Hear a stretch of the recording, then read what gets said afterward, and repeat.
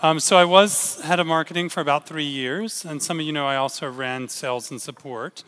But now, just in the last month, I've moved over to head of international. And so what I'd like to talk to you about today is our international strategy. I thought since we had a room full of international Prezi users and a few Prezi experts, I would spend 10 minutes going through how we look at international and what I plan to do in the upcoming year. So before I do that, I want to walk through I want to walk through a black screen with you. This is a Zen moment. Well, I don't want to waste time. So what the first few frames are about are the history of Prezi growth. Anyone know when Prezi was founded? Adam mentioned it this morning. 2009. So Prezi was founded in 2009. At the end of 2009, we had already grown so much that our investors convinced us to move to the US. So we had, at the end of 2009, we already had offices in Budapest, where we were founded, and the US. Anyone can guess about how many users we had at the end of 2009? Throw out a number. We didn't grow that fast. Here we are. So we had 300,000 users at the end of 2009. At the end of 2010, we had, your guess, 1 million users, around 1 million users.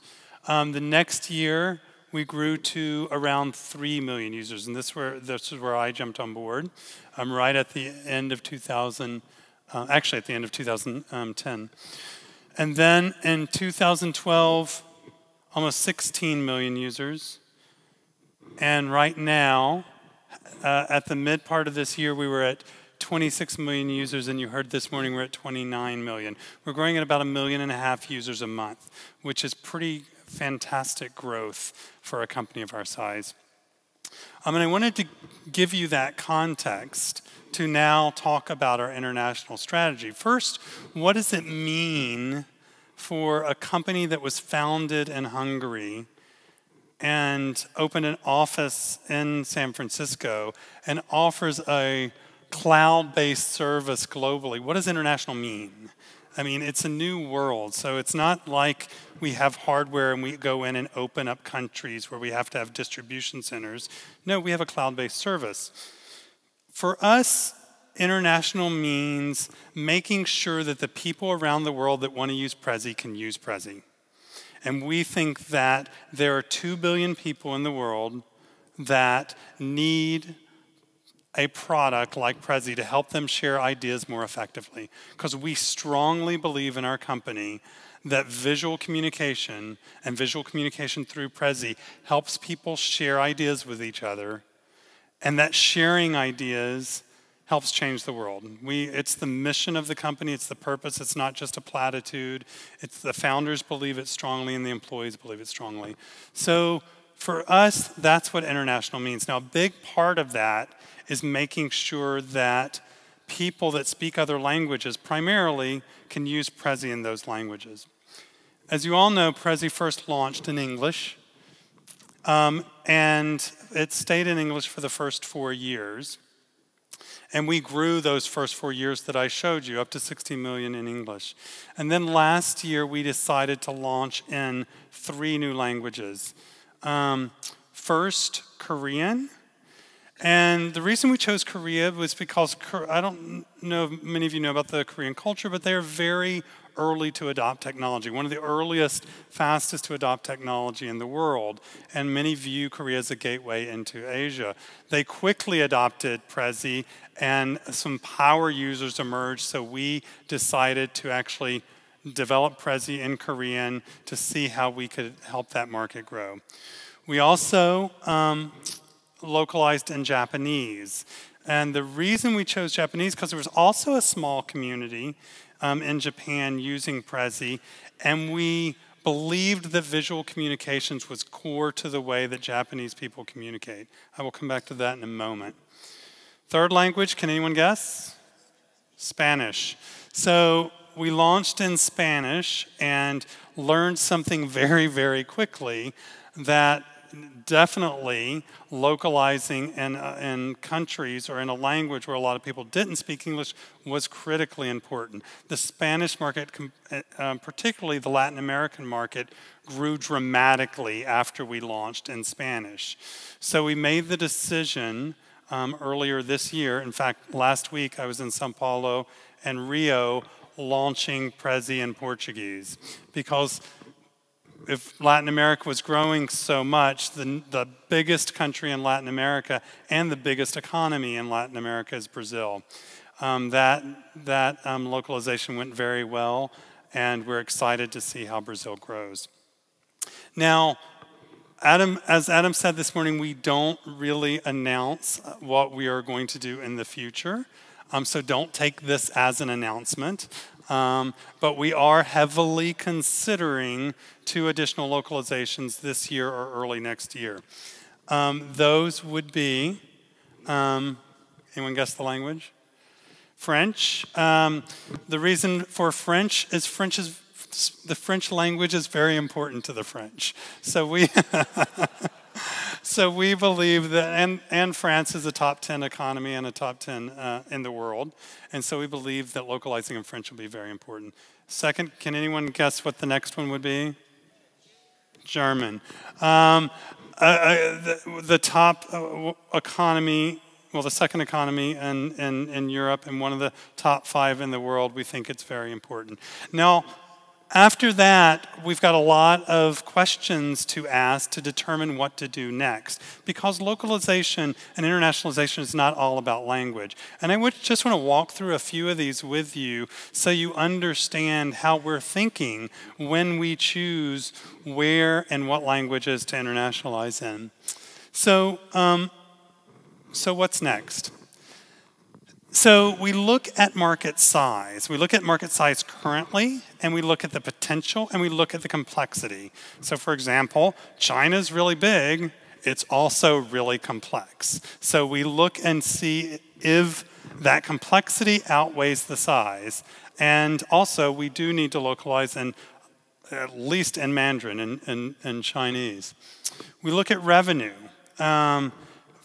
So one of the reasons we chose to localize in Japan, even though it was very tiny usage, was Japan's the 3rd largest economy in the world. So we knew that that could grow into a big market for us. Revenue is not the only picture, but we do consider it when we're looking at what to do next. Language localization required. All of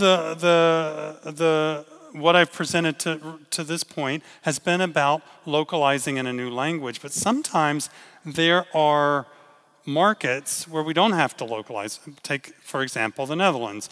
I'm not sure that we need to localize in Dutch. I've been asking several people on this trip, do we need to localize?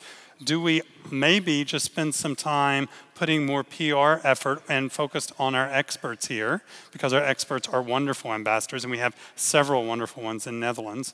Same with Australia. Australia is growing. It's one of our top markets, but it's English speaking. So I don't want to ignore the English speaking markets just because they're English speaking and pay only attention to foreign language markets. Cultural propensity for visual communications. This is an interesting point that we just learned a lot about in our challenge in localizing in Japanese. So the Japanese market has not taken off for us. We thought the market had a high propensity for visual communications. But what we've learned is the way that they use visual presentations is very different than the rest of the world. And this is what, so this is anecdotal. It's told to me by our Japanese evangelist, but a lot of Japanese use presentations to present decisions. It's not a great place for Prezi. A lot of the people that use Prezi use presentations to brainstorm ideas, to tell stories. Latin America took off for us because visual communication is core to their culture. We've done a little research on this and have found that there's a definitely different propensity for visual communications across cultures, and we're going to be doing more. Educational use. Very, very important for us because people walk out of university and into business. Well, it's also very important because education is where people exchange ideas.